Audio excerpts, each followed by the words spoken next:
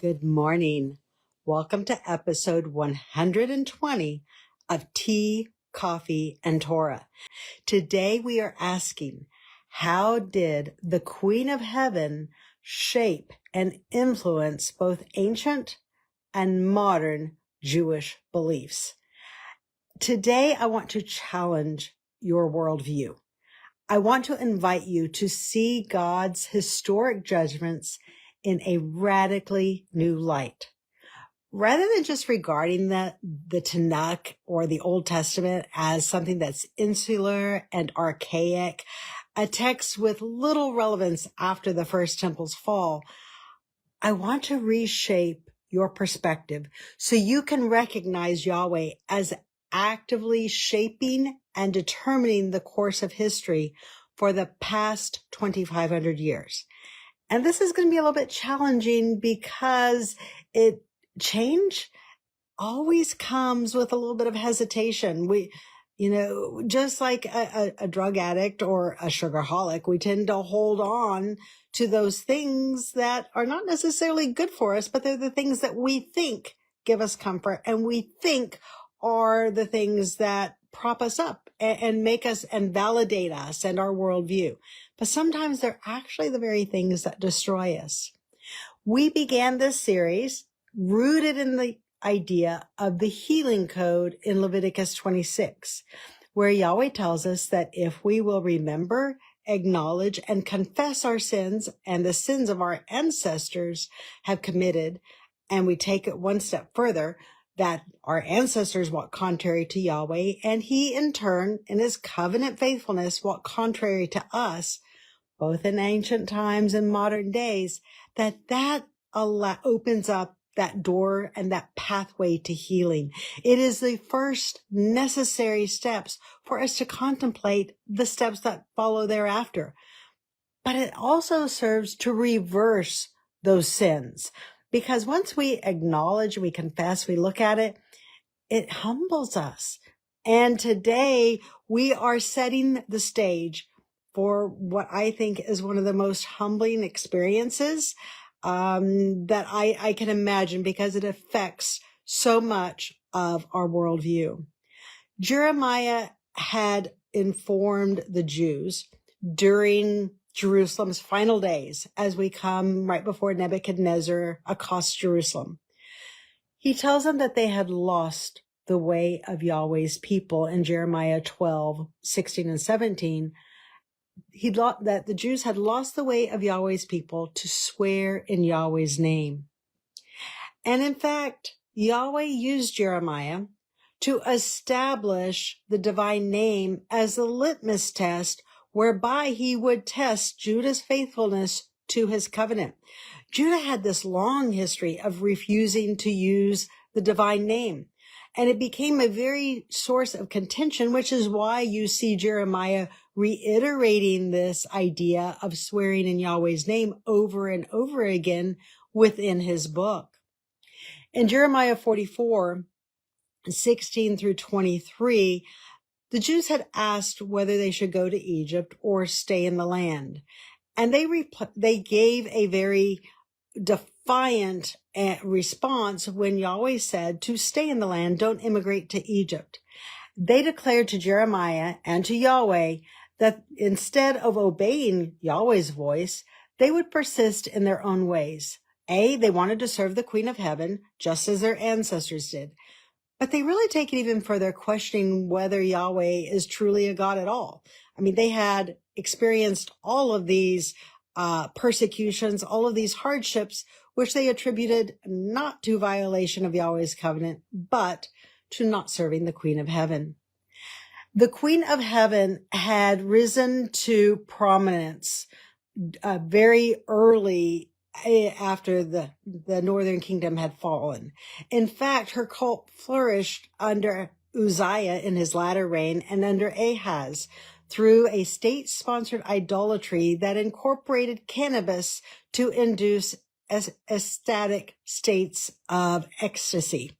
And these addictive hives provoked by incense, and this is why you see throughout the text, anytime you see a reference to the Queen of Heaven, it says, yeah, we will burn our incense to the Queen of Heaven. And some people think, oh, this is just a really nice smelling incense and provided something that was just simply a ritual. You got a high off of this ritual. I mean, you were having these emotional frenzies that amplified your perception of the goddess when you use those drugs. And as we know, drugs can be very addicting. So over the next 150 years, from the days of Uzziah and Ahaz, Isis, or at this time, Ashtoreth's popularity swelled so greatly in Judah that they forgot Yahweh and his laws. In fact, Judah's elders, her leaders among the people, forgot and forsook the way of Yahweh, which included swearing by his name. Before Nebuchadnezzar accosts and sieges Jerusalem, Yahweh gives Ezekiel a vision of the Jewish leaders and of their worship in the house of Yahweh as they were worshiping the Queen of Heaven in Jerusalem's final days. Turn to Ezekiel 8, verses 16 and 17.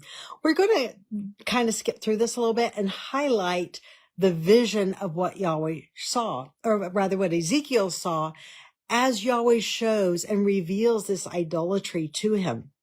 It occurred at the very door of the temple, between the porch and the altar. And Ezekiel saw 25 men with their backs to the temple of Yahweh and their faces towards the east as they worshiped the sun in the morning. And in this, Yahweh asks Ezekiel, he says, have you seen the abominations that the house of Judah is committing? They have filled the land with violence. They provoke me to anger, and they put the branch to the nose. Now, we'll look at that in our next episode. But here we are finding that Yahweh is provoked by the idolatry, by the refusal to walk in his ways, to walk in his law, and instead worshiping Isis, or here Ashtoreth, and putting her before Yahweh and combining the worship. I mean, we think of the worship being insular. It's never insular. There's always a mixing, a combining that occurs. And Yahweh issues a judgment in verse 18 against these sins. And he predicts, he says, I will deal with them in my fury. My eye will not spare, neither will I have pity. And though they cry to me with a loud voice, I will not hear them. And this is an allusion to Deuteronomy 31 and 32, the Song of Moses, where Yahweh states that in that day he will hide his face as his people experience all the curses of the law in the diaspora. That will be in the future. And Jeremiah takes the same prophecy that Ezekiel is using, and he is also going to reiterate that for the Jews that are now going into Egypt during his day.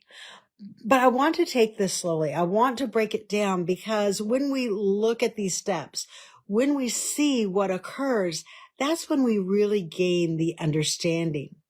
And the Jews believed that since they stopped taking part of these cannabis-fueled highs with the Queen of Heaven, since they no longer poured the drink offerings out to her at Jeremiah's behest.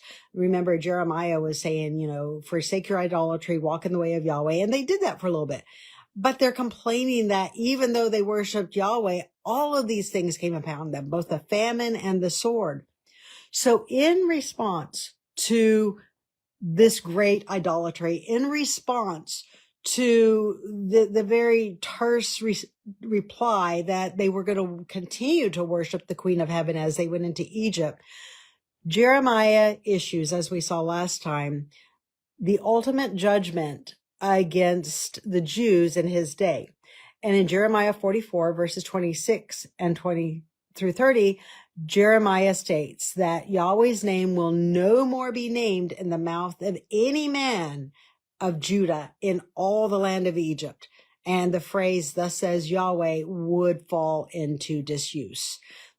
And then here's where we come back to Ezekiel, because now we find Ezekiel and Jeremiah are stating the exact same prophecies. He says, behold, in verse 27, I will watch over them for evil and not for good. And all the men of Judah that are in the land of Egypt shall be consumed with the sword by famine until there's an end of them.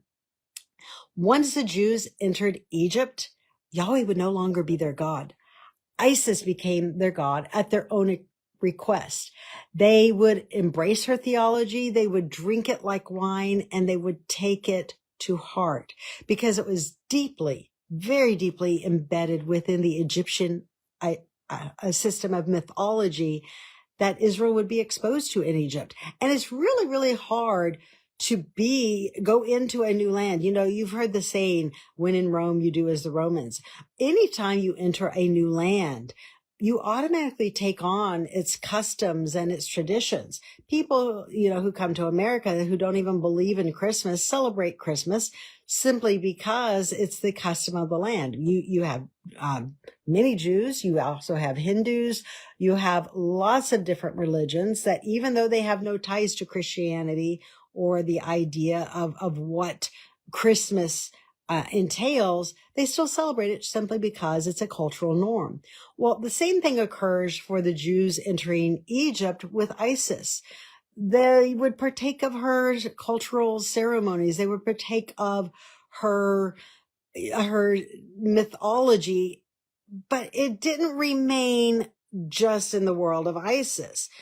Because what do? We like the comfort of what we know of our own culture, our own traditions, and we like to mix them together because, things are fine when they're, separated over here and over there, but we don't enjoy it as much. We want to have a little bit of home in a foreign land, and we want to mix the holy with the profane. And that is what we see begin to occur. Because I cannot stress enough how important it is that the Jews self-proclaim that the Queen of Heaven will now be their God. And for the next 500 years, Isis, not Yahweh, will define Jewish theological ideas.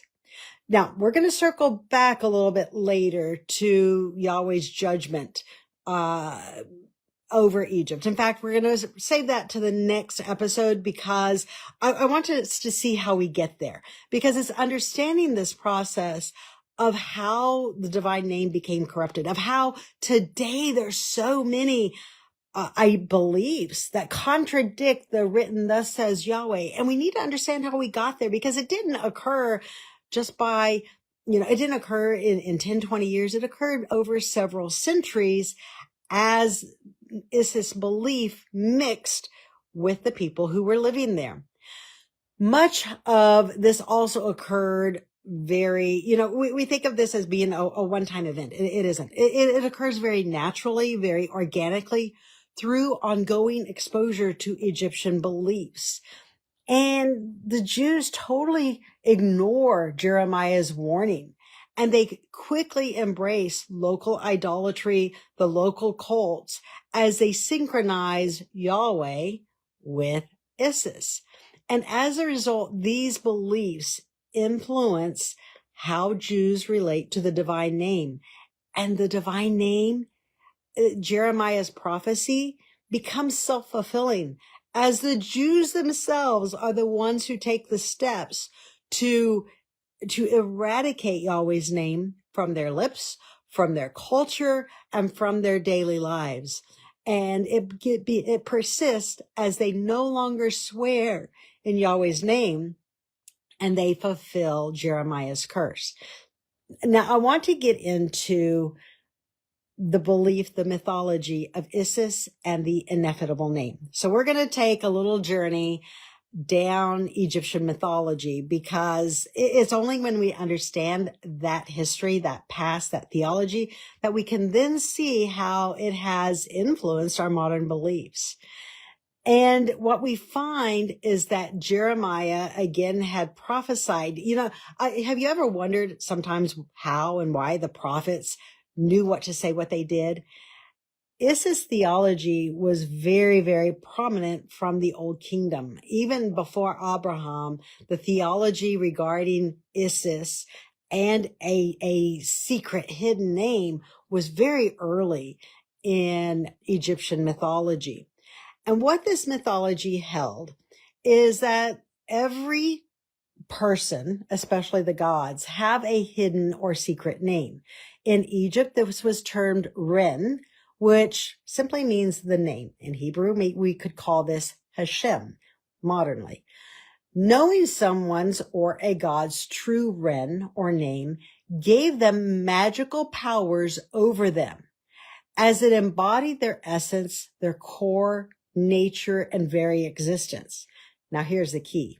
Pronouncing that name revealed their hidden and true name, and it was extremely sensitive. It was completely taboo because it disclosed a secret. And that secret, if you knew that God's name, it gave you power over that person or over that deity. And in Egyptian theology, knowing that secret name was very tied to magic, to creation, protection, and also to erasing. And you do see this idea kind of come through a little bit in the Torah, where it talks about maybe Amalek and erasing that the name of Amalek off the face of the earth. When you erase somebody's name, their memory, they cease to exist because that history is gone. It's eradicated and they are lost. They're no longer relevant.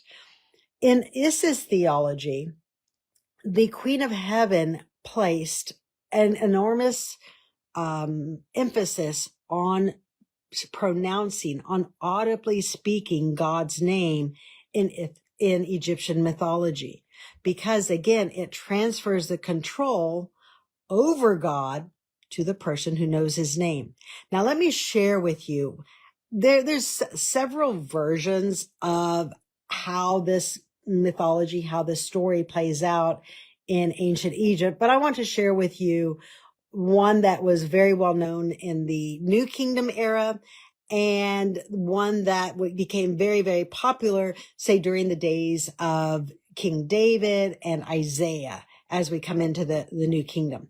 And this is the story or the mythology regarding God's hidden name.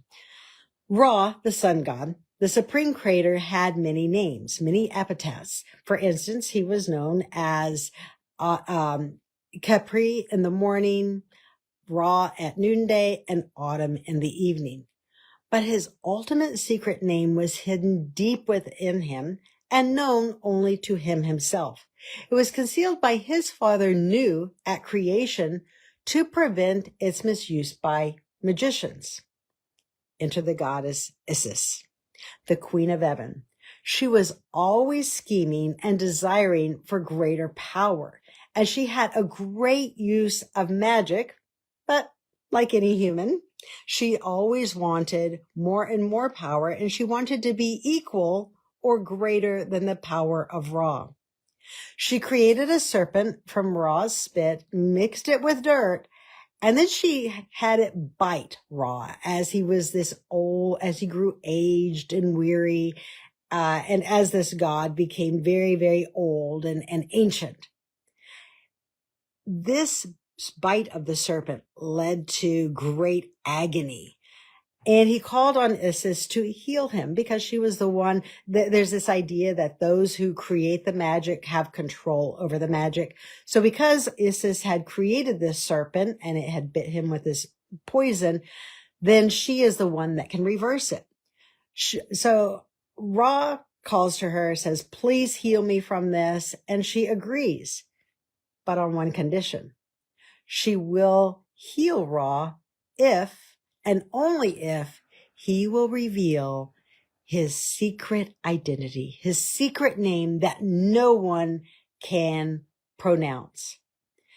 And when he does this, he tries to get out of it by telling her, and if you're familiar, I know this is a little dated, but even the fairy tale in English, the English fairy tale of Rumpelstiltskin, kind of conveys this same mythology, because, he tries to reveal his names, his titles, and she doesn't fall for it. She's like, she knows none of those are his really name. So finally, Ra's getting very sick. The poison has taken effect. He finally whispers his hidden name to Isis and Isis alone. To understand how taboo, how sacred this name was in Egyptian mythology, no surviving Egyptian text contains the revelation of Ra's secret name. This is a culture that fully embraced the god's hidden name that was too holy, too sacred to pronounce. But this is what Isis does once she gains that power over Ra. Because she uses this, first of all, she does fulfill her promise to Ra, and she heals him. But then she uses the power of his name and to transfer his position as king of the gods over to her son Horus. And she uses that power to instill him. Now, Horus was the son of the rising and savior deity Osiris. So this provides a shift in the story of Egyptian deities, where Ra, just kind of like El in Canaan, kind of fades into the background, and he's displaced by Baal. That's in the Canaanite version of the story. And all of their stories are different. They all change. They have different parameters. But overall, they follow this motif in many ways. So now his influence, his authority has waned, and Horus is now the rising and the popular deity that is gaining influence. But because Isis now has the magic, she has that knowledge of the ineffable name, she is able to eclipse Ra's glory and his worship in Egypt. And this process, at least for Judah's history, it began 150 years before they enter Egypt. And by the time they enter Egypt in 560, the Queen of Heaven has gained this overwhelming popularity among all of Egypt's central pantheon. And it becomes very central to every belief within Egyptian mythology, theology, and then by implication, it influences Judah's theology. This creates a very tumultuous situation because there is a conflict.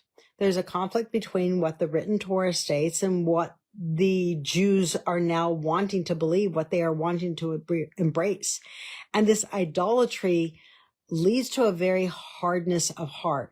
It fosters an open defiance against Yahweh, and they begin to elevate human understanding, man-made beliefs to the same level as divine truth.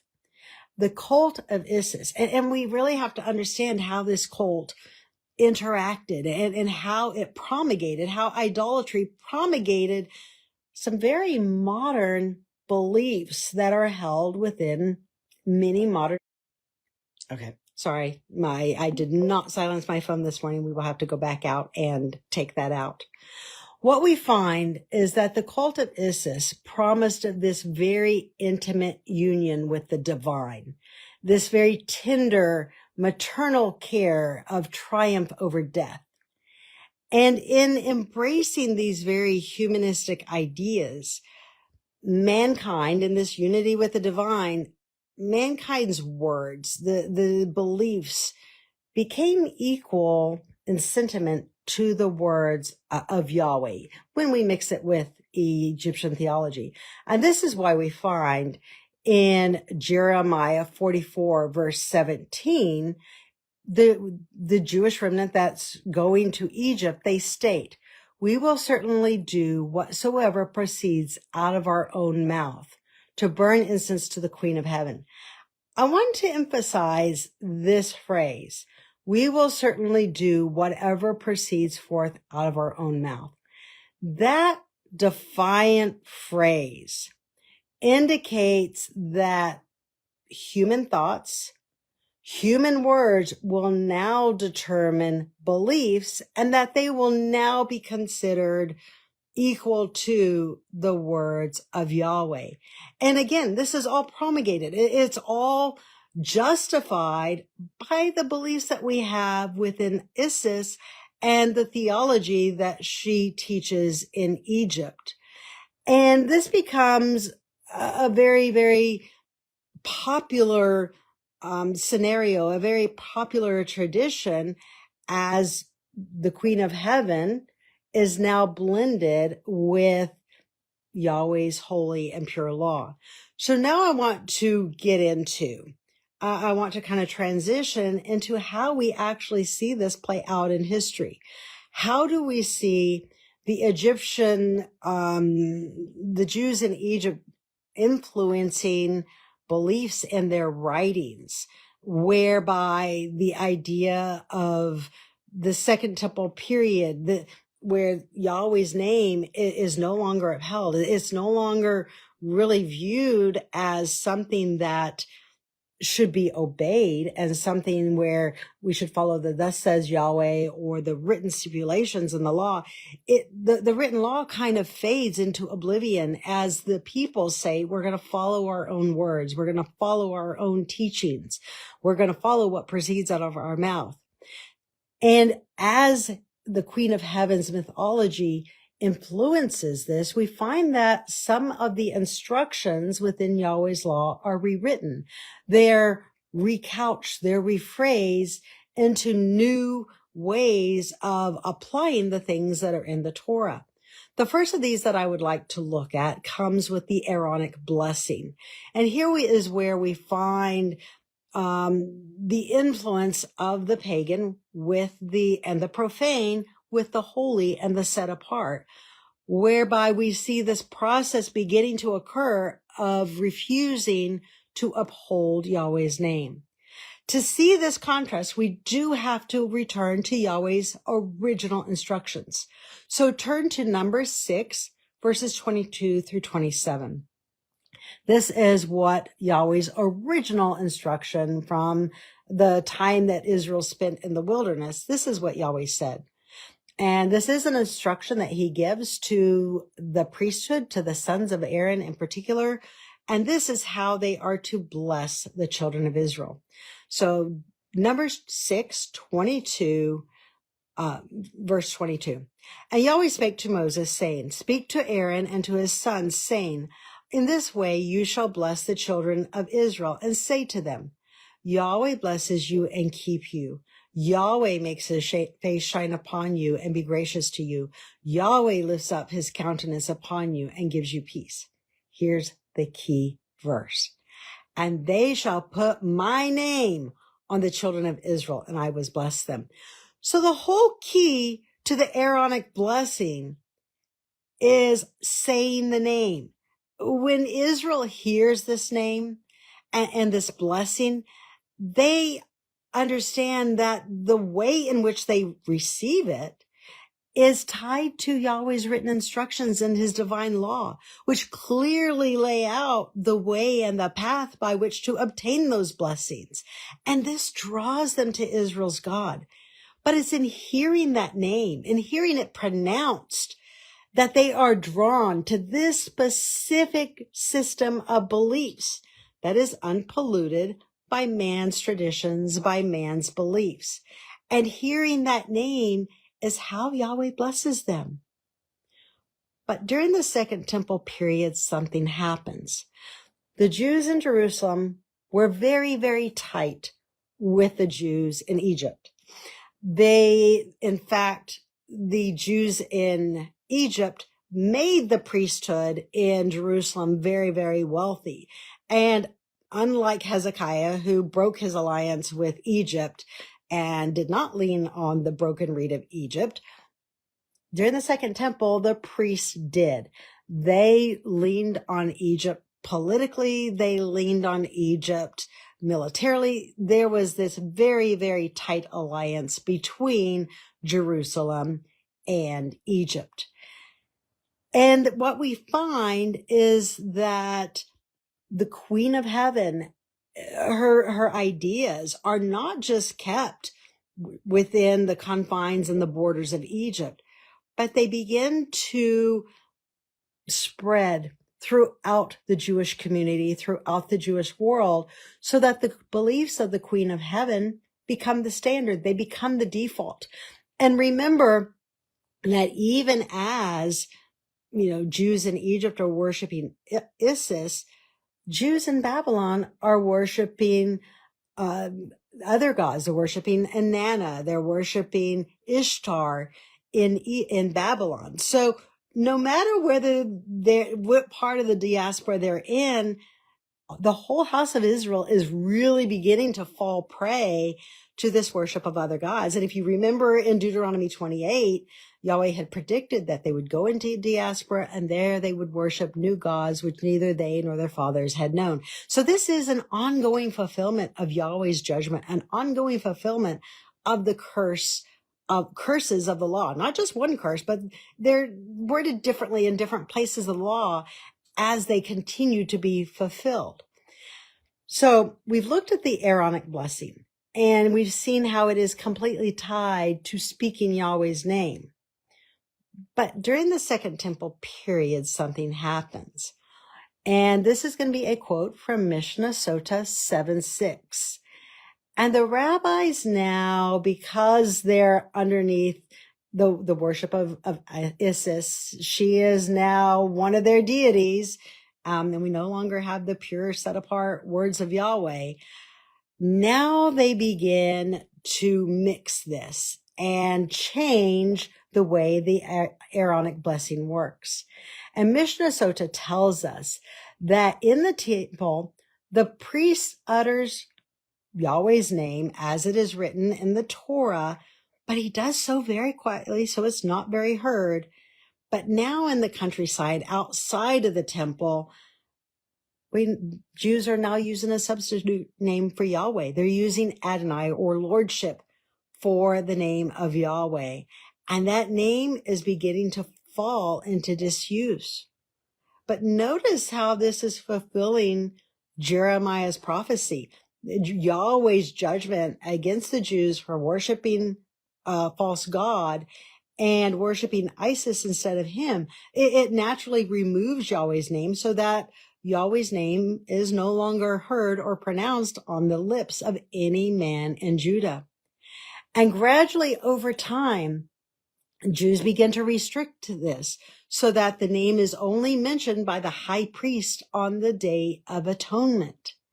And as this occurs, Judah more and more begins to follow the teachings that proceed out of their own mouths, the very judgment they had spoken against themselves to Jeremiah in Jeremiah 44:17, and whereby their own heart's desires now become their own judgment. And in this, so we have to step back for a minute and also consider this from Yahweh's perspective.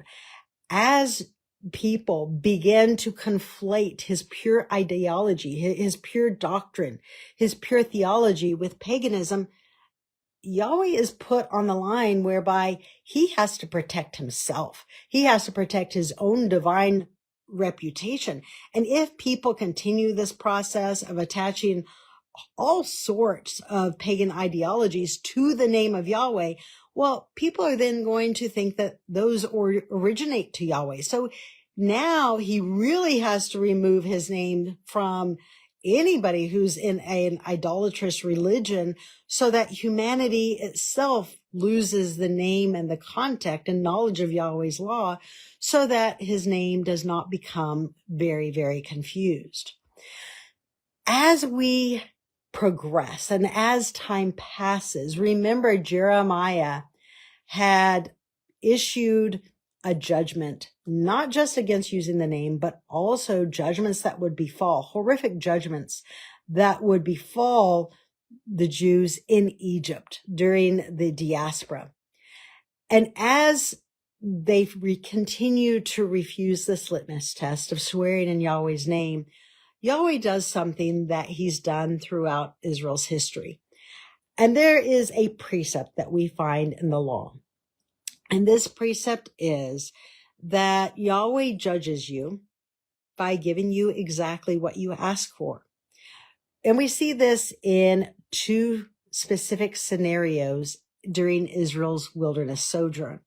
The first time occurs when Israel asks for meat in the wilderness, where they say that, oh, God, I mean, very typical of what, is later said. You can't even provide food for us in the wilderness. This is the accusation shortly after Israel departs from Egypt. And they tempt Yahweh. They say that we want meat, and they want to rebel. They want to go back to Egypt. So Yahweh doesn't give them meat for 1 or 2 days. He gives them quail for a whole month. And it says in 11, verse 20, says he will give it to them till it comes out your nostrils. And it says in verse 20, because you despised Yahweh, which is among you, and you have wept before him, saying, why have we come out of Egypt?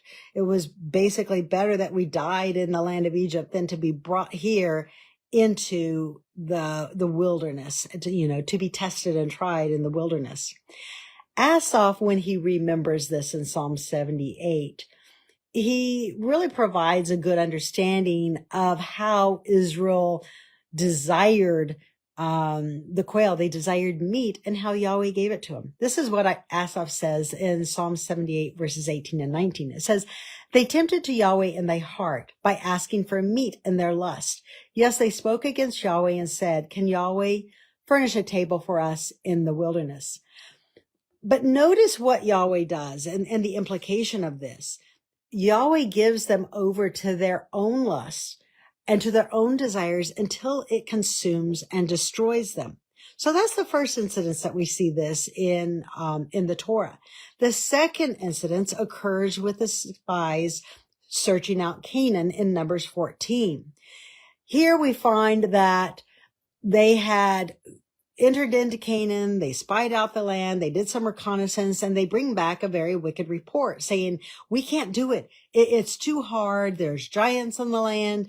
We're better off just going back to Egypt. So they're ready to appoint a new leader who's going to take them back to Egypt. And when they murmur and they complain, their cry before Moses is, would that we would have died in Egypt, or would that we would have died in the wilderness. Rather being put in this situation. So they're always afraid of the situation rather than trusting in Yahweh, who did, all these plagues in Egypt. So what does Yahweh do? In response to their cry that they die in the wilderness, Yahweh gives them what they want. Any person that is over 40 years of age will die in the wilderness. Yahweh gives them exactly what they asked for. He gives them their desires of their heart, even though it proved to be very harsh and bitter. And we see this over and over again in scripture, where we express a desire to Yahweh, demand it, and Yahweh gives it to us. So now let's circle back around to the divine name, because Yahweh does the exact same thing with the divine name. The Jews have refused over and over now for about 200 years to use the divine name. They say that we don't want any part of it. We would rather serve the Queen of Heaven, and we are going to do what comes out of our own mouths. And as this occurs, Yahweh uses a foreign nation to make this their own judgment, to carry out the words of their own mouths, so that Yahweh's name is no longer spoken on the mouth of any man in Judah. We're going to fast forward about 200 years to 168 BCE. This occurs in Judah because Antiochus Epiphanes desecrates the temple in Jerusalem. He instills the most horrific persecutions you could imagine. He boils people alive. He flails people open in front of their parents. If you're circumcised, if you obey the Torah at all, you are marked for persecution. Israel doesn't want the law. Yahweh's going to make sure that it is taken away from them. This is what Shelion Magalit Tanit states on his commentary regarding the 3rd of Tishri. And this is the account, and the reason I'm quoting for this, you'll see, is that it contains a very specific injunction against Yahweh's name. And again, Yahweh is using a foreign power to enact his judgment during the Second Temple period. This is what Shelion Magalit Tanit states. The Greeks made decrees to eradicate Israel, ordering them to deny the kingdom of heaven, declare they had no portion with God of Israel, and not to mention the heavenly name, Yahweh, on their lips. So, and again, if you want to understand this better, just go read like the first 3-4 chapters of First Maccabees. You can find it online, but it describes in detail these very horrific events. But what's occurring here is Yahweh is fulfilling the prophecy in Jeremiah. There is an official law, a binding law that is issued against pronouncing Yahweh's name, as Yahweh gives the Jews exactly what they want, following their own ways and following the Queen of Heaven. Now, there is a corollary of this event that's later mentioned in the Gemara in Rosh Hashanah 18b through 19a.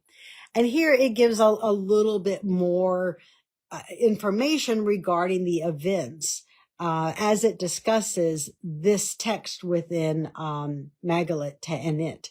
And this is what it says in Rosh Hashanah 18b to 19a. It says, on the 3rd of Tishri, the ordinance requiring the mention of God's name in legal documents was abolished. Remember, and just segue here a minute, remember that the original instructions in Deuteronomy 6:13, as well as Deuteronomy 10 verse 20, stated that in Yahweh's name you shall swear. So that meant if you were contracting a legal document in writing, you would always contract that in the name of Yahweh. I agree to do this in the name of Yahweh would be part of, or saying as Yahweh lives would be part of that legal written document. But here we're learning that under Epiphanes, that taking the oaths in the name of Yahweh in legal documents was abolished. And on that day, fasting is forbidden. For the kingdom of Greece had issued a decree against the Jews, forbidding them to mention the name of heaven on their lips. The Gemara goes on to state that after the Maccabees were successful, and the Hasmonean kingdom defeated the Greeks, they actually they reinstituted the Torah. They followed the written Torah, and they instituted that people should mention the name of Yahweh when writing their legal documents. And the way that this was done during this time period was they would say in the year of such and such as, say, for instance, Yohanan, the high priest, the God of the Most High, in the year of Yahweh, and they would identify Yahweh by name when they said priest of the Most High Yahweh. So they reused his name again, and they spoke in his name. But we find this was very short-lived, because as the Hasmoneans wane, as their power grows weak and weakened, because a whole bunch of other sins within the community weaken this small remnant in Judea, or at the time Creole Syria.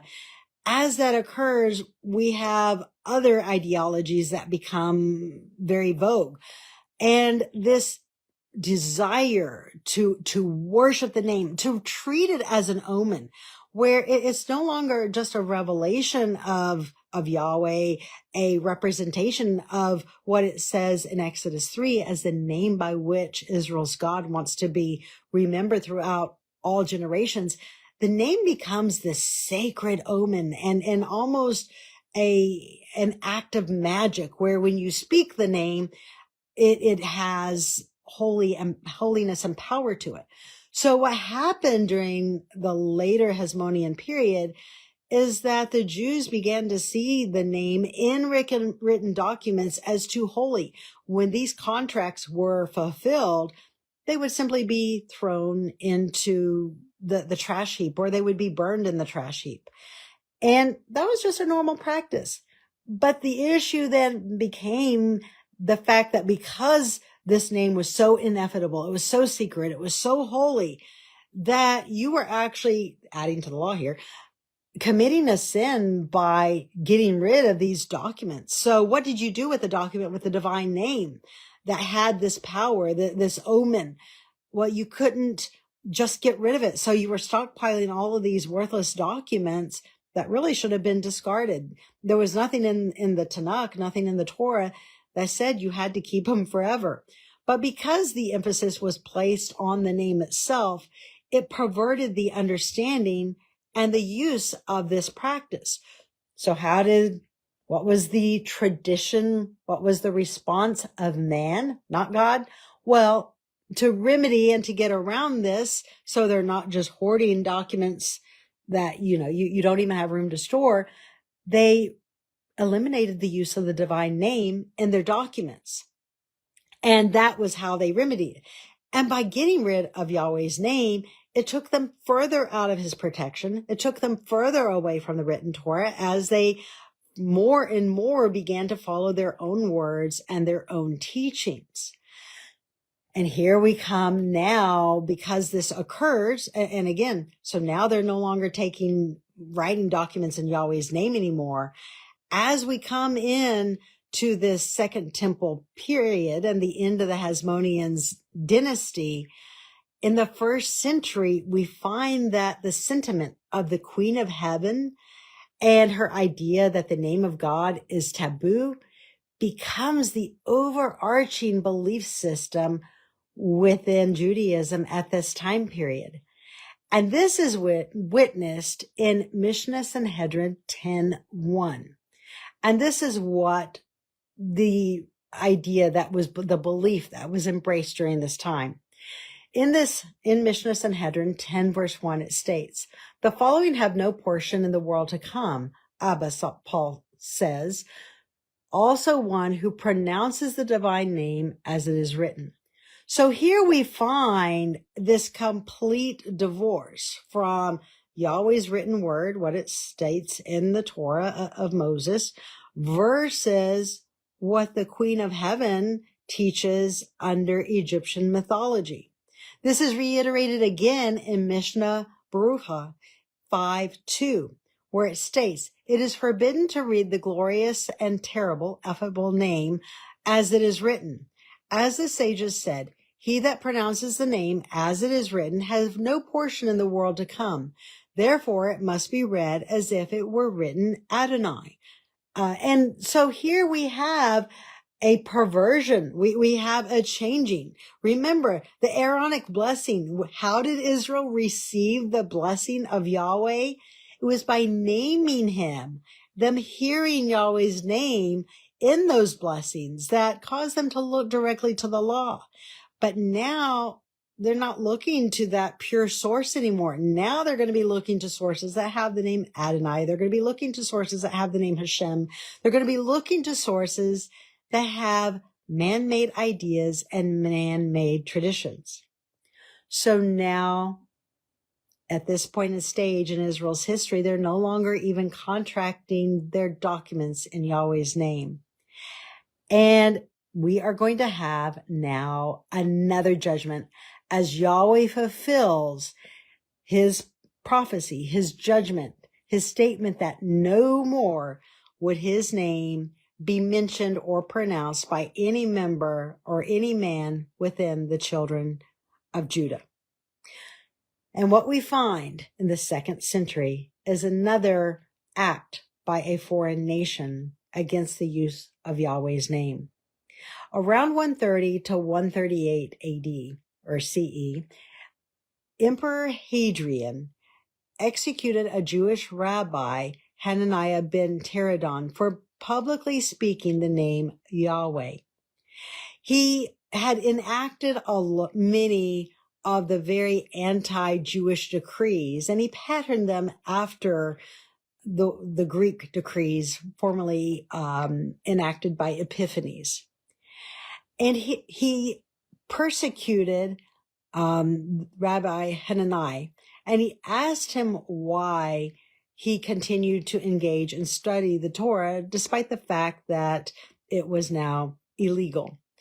And the rabbi answered, because Yahweh my God commanded me. So here you have someone who's earnestly seeking to obey Yahweh. He's seeking to follow and walk in the way that had been delivered to him.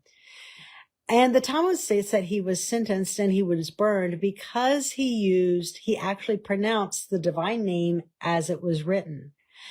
And this here, Hadrian now, is the second time whereby a foreign nation is now enacting a law, a policy that forbids the audible pronouncement of Yahweh's name as it is written. And this causes, because, people want to escape persecution. This causes the rewriting, the reval pointing of text so that people no longer audibly speak Yahweh's name as this judgment really comes to the full. This judgment begins with Yahweh removing his name and him no longer being Israel's God. In Jeremiah 44, verse 12, it goes even further, because after Yahweh's name is no longer mentioned, the glory is no longer given to him. He's no longer the God that's blessing and protecting Israel, and they are following in their own ways. They're following other deities.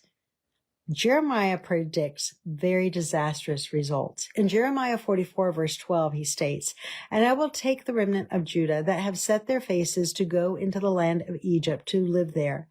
And they will be consumed, and they will fall in the land of Egypt. They shall be consumed by the sword and famine, and they will die, from the least even to the greatest, by the sword and by the famine. And they shall be an extraction, and an astonishment, and a curse, and a reproach." What if many of these judgments that occurred well after the fall of the first temple, that occurred during the second temple, that occur after the fall of the second temple, what if these judgments hold the power to shift our entire worldview? What if they are the hidden key to our healing today? By looking upon them, by acknowledging their reality, and by confessing that Yahweh walked contrary to our ancestors because they had walked contrary to him, and that Yahweh did this in an act of faithfulness to his covenant. Could finishing this final steps of this process of looking upon these judgments unleash the healing that is promised in his covenant? Can it unleash the restorations, not just for individuals, but throughout our fractured world today?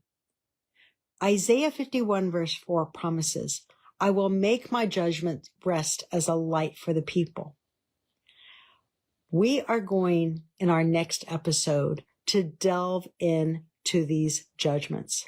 What happened after the name of Yahweh was taken off of Judah's lips? What happened when they no longer appealed to Israel's God for their salvation? What occurred in Israel's history as they faced these horrific judgments? Because it is these judgments that reveal Yahweh, his power, his might, and his glory like none other. And are these judgments that can today bring us back to acknowledge one God and to have unity under him. Thank you for joining me today. I pray that you have a very blessed Shabbat. I pray for the war in Iran, and from my home to yours, shalom.